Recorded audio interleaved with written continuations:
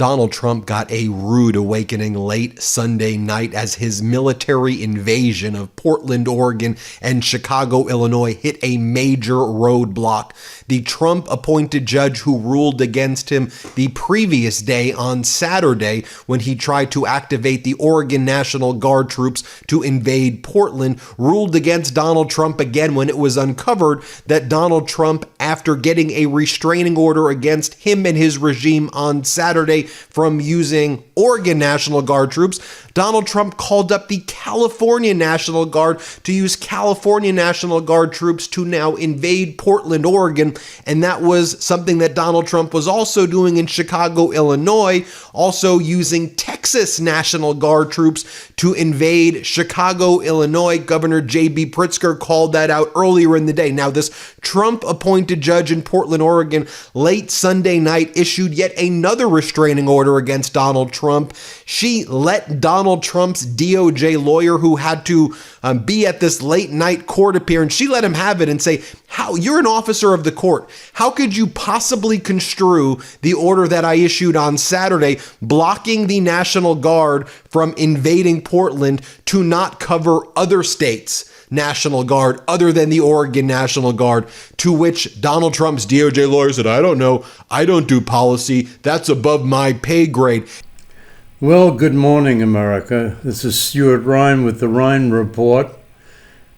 Today, it's Monday, October 6th, 2025, and over the weekend, there have been enormously important developments in Donald Trump's authoritarian military takeover of our cities. And the headline I can read to you is that a judge halts deployment of Oregon National Guard. Trump administration files an appeal.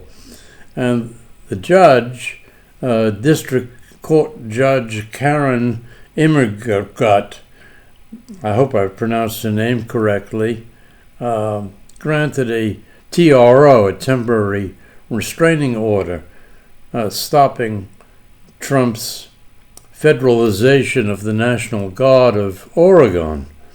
But then she made a second order preventing Trump from using troops from California, which he's trying to deploy into Oregon. So this is all very interesting. And she said, quote, "This is a nation of constitutional law, not martial law."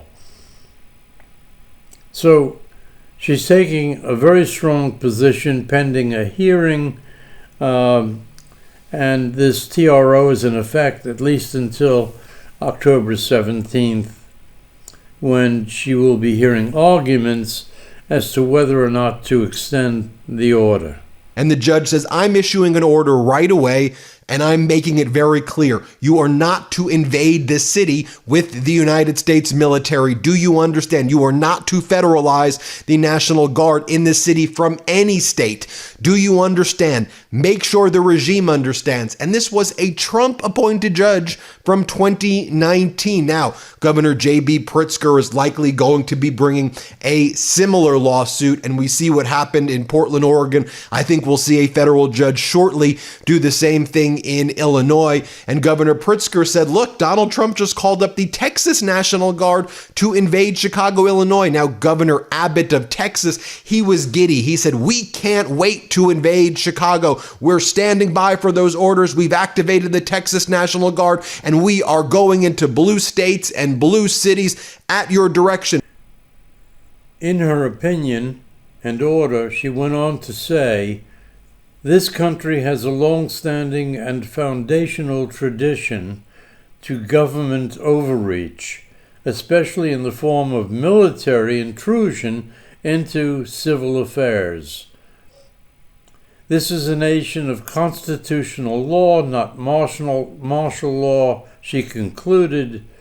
Defendants have made a range of arguments that, if accepted, risk blurring the line between civil and military federal power to the detriment of the nation.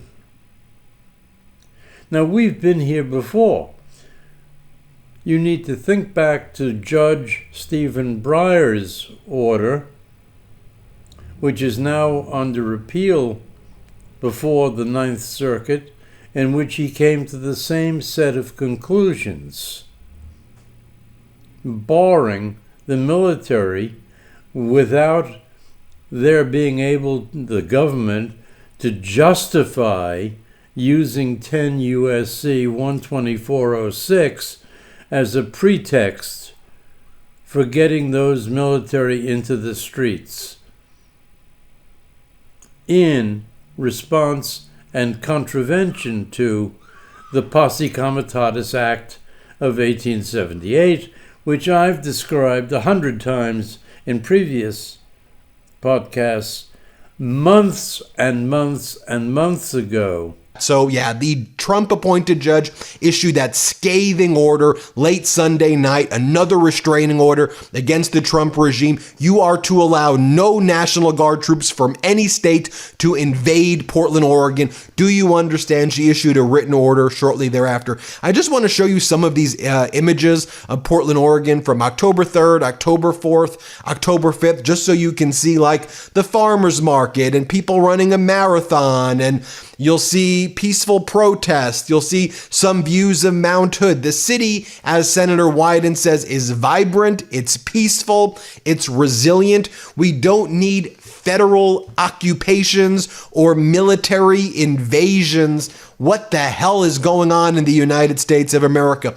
And you've got people like Donald Trump's right hand, Stephen Miller, just involved in daily incitement. Miller and Kristi Noem and Pete Hegseth and all of these fascists inciting, trying to provoke. We've showed you images in Chicago where literally they're inflicting chemical warfare on the people of Chicago. Pepper spray, gas canisters. The Chicago police themselves choking. They're doing this chemical warfare near elementary schools. Children are getting sick. They're going out of their unmarked ICE vehicles, waving guns around, indiscriminately beating people on the street. They're shooting pepper bullets at people indiscriminately because they're trying to provoke a reaction so they can go, see, it is a war zone. Look what it looks like. So they can shoot on social media the smoke from their gas canisters and say, you see what's going on? We need to invade. That is their tactic. That is the tactic of authoritarians. Create a pretext for this invasion. So at least at this stage in the lower courts, as I've discussed in other podcasts, the lower courts are trying to do the right thing. The problem will be that eventually this all goes to the Supreme Court, which is filled with 6 Nazis in black robes who should be wearing fucking swastikas. However, at this point, there is some justice being done and some effort to prevent the authoritarian, Nazi, fascist, however you want to describe it, government, executive office from frightening the civilian population half to death in overturning Posse Comitatus. The pretexts they attempt to use are vacant. They're fantasical. They're imaginary. But they go on attempting to use them. And if they don't find success under 10 U.S.C. 12406, I assure you they will attempt to invoke the Insurrection Act, which is the only means to at least possibly overturn Posse Comitatus. However, the same elements required to satisfy using 10 U.S.C. 12406 are also the exact same elements that are required to overturn Posse Comitatus under the Insurrection Act. Of using National Guard from red states like in Texas, or then trying to co-opt the California National Guard, Democratic state still, but to invade Portland, Oregon, other National Guards to invade states, other states. occupy states. And we've heard what Donald Trump's been saying all week. He spoke in front of our military generals and admirals early last week and said the biggest enemy is the enemy from within. The main mission that you're going to have is invading American cities. That's what he talked to the stone-faced generals and admirals about. Donald Trump gave a speech to the Navy on Sunday. Did you see that? The 250th anniversary Navy speech in Norfolk. Did you see that? And he said the Democrats are the enemy. He called them gnats. He goes, we got to deal with these gnats, the Democrats. That's what he told to the United States Navy, telling the Navy to go after and attack the political opposition party. That's just full-fledged authoritarianism. That's why I say we're not in a constitutional crisis. We are in a weak and pathetic dictatorship right now, a la a Viktor Orban, a Bukele. This was never something we'd ever thought we'd see in the United States. But here was Donald Trump on Sunday telling the Navy that we have to deal with the gnats, he calls them, the dirty gnats, the Democrats. And to be clear, that's the language of dehumanization used by people like Adolf Hitler. Let's just go out and call it what it is. That's the dehumanization language that justifies genocide, that justifies atrocities that we've seen across the world over and over again. So here's Donald Trump saying that to the United States Navy. Play this clip. But we have to take care of this little gnat that's on our shoulder called the Democrats. They want to give all of our money to illegal aliens that pour into the country. Now, attorneys for the Trump administration filed a notice with the court late Saturday that they were appealing the ruling to the Ninth Circuit Court of Appeals. The U.S. Justice Department did not respond to a request for comment. Quote, President Trump exercised his lawful authority to protect federal assets and personnel in Portland following violent riots and attacks on law enforcement. We expect to be vindicated by a higher court, White House spokesperson Abigail Jackson, young female fascist, said in a statement on Sunday. So, we're back to pretext. And what worries me, what concerns me deeply, is previously in the Breyer case, the 3-judge panel who heard the appeal in that case and are still hearing that appeal have already stayed the injunction against the use of military troops in California, bowing to and in consideration of something called judicial deference. In other words, whatever the president says must be taken at face value. So if he says there's a riot, even though there's no riot. I think some of these other judges are not going to fall for judicial deference, but you cannot be certain. And obviously, if it goes to the Supreme Court, they will apply judicial deference in support of the Nazi Führer Trump. Let's call it what it is. This is fascism. This is Nazism. This is dictatorship. And we're living right in the middle of it. And then before Donald Trump went and spoke to the Navy, he was speaking about, again, just utter lies about Portland. Portland's burning to the ground. Insurrections all over the place. You know what this is very akin to? When Vladimir Putin was out there saying, this is about denazification. That's why we're going after Ukraine. It's about denazifying them. And Zelensky, who's actually Jewish, he's a Nazi, and that's what we got to do. This is about It's the same sick and demented mind. Now, the bottom line here is how effective this will be long term, dealing with a very bizarre judiciary and certainly the problems with a Nazi Supreme Court majority is hard to tell.